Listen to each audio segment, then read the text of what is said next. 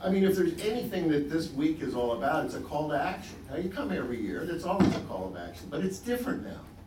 It's different now because what you do when you come here is you petition government to educate us. What are the problems out there? What's broken that needs fixing?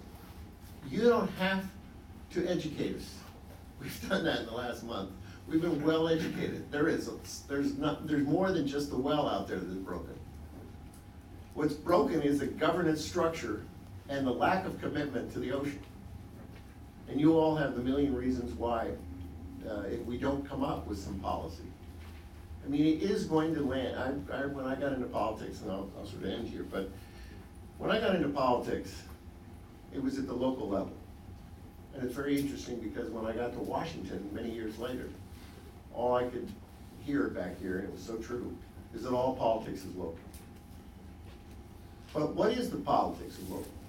The politics of local is about your neighborhood. It's about your community. It's about where you live.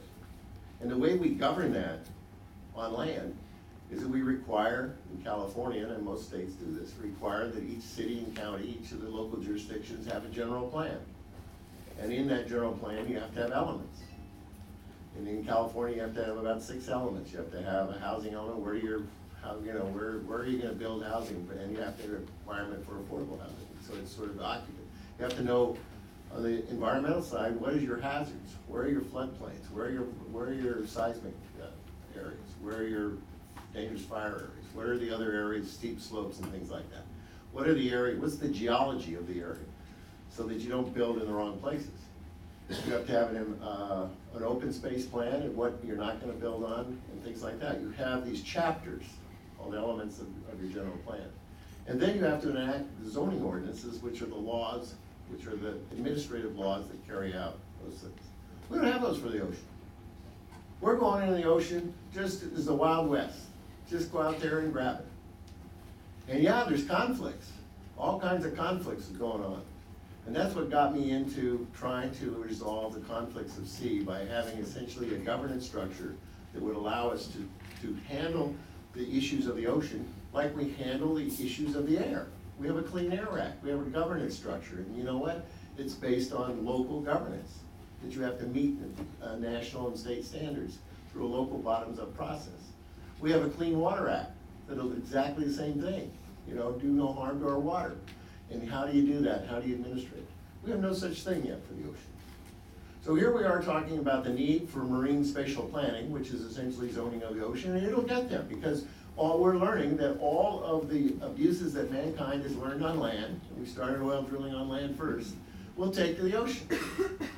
The minute we can get access to it. So if we don't start with this crisis right now, talking about the fact that we've got to invest, we've got to have the money there. The ocean is as important as space. And yes, NOAA, you get a lot of money for your weather satellites, and they're probably a good thing, but let's put that kind of money, double it, and put it into the oceans, because we still get less money for the oceans than we get for the air. And the rest of you federal agencies, we got to be collaborative. We got to get our silos together.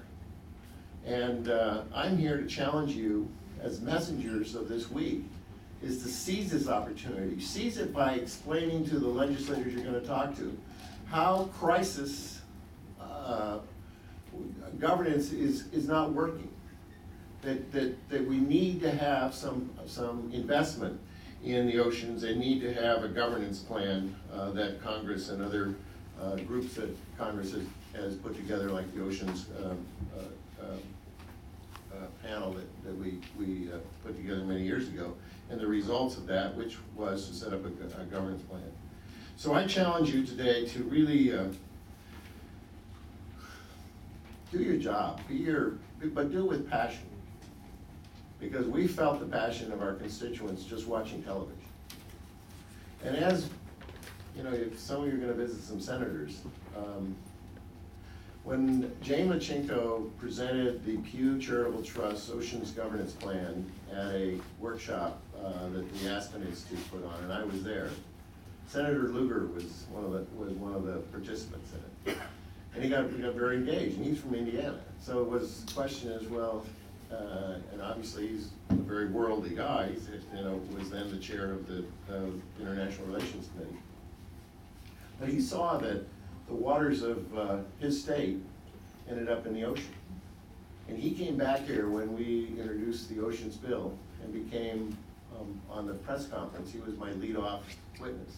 Because I thought this will show people that there's interest outside of just the coastal states. There is ownership in all of this. And certainly there's ownership because all of us are so dependent on the black stuff that we've got to wean our dependency off of that. And that's going to be tough politics. But the health of the ocean is even stronger because of the disaster that's going on and the need for the public to see that Congress is leading. So let's bust these silos, challenge yourself to do these things, to create and inspire all people, not just coastal states, to protect and promote a nationwide network. And I would add, it's not just marine sanctuaries, it's all of the above. So thank you for inviting me, and I look forward to working with you as you spend a week here in Washington. My other task while I'm up here is to introduce, and this is really a joy, Marcia McNutt. And I had the pleasure of introducing Marcia McNutt to the Senate confirmation hearing. And that's essentially a role of bragging about somebody to the Senate, saying you need to confirm this appointee. The best thing that Barack Obama has done, in addition to is appointing Marcia McNutt to the as director of the U.S. Geological Survey. And not a lot of people, USGS, know, outside of a lot of us people in this room, exactly what that organization does. But it's the nation's largest water, earth, biological science, and civilian mapping agency, perhaps in the world. And Marcia's head of it because she is so distinguished to be able to be head of it. She's had 15 major oceanographic expeditions. She served as chief scientist on more than half a dozen of those voyages. She's earned all the academic credits that one can imagine. She's been awarded more medals and degrees and achievements than is presented at the Academy Awards. And the best thing about it, she was the former director of MBARI, the Monterey Bay Ocean Research Institute. With a great deal of pleasure, I want to introduce our first panelist, Marcia McNutt.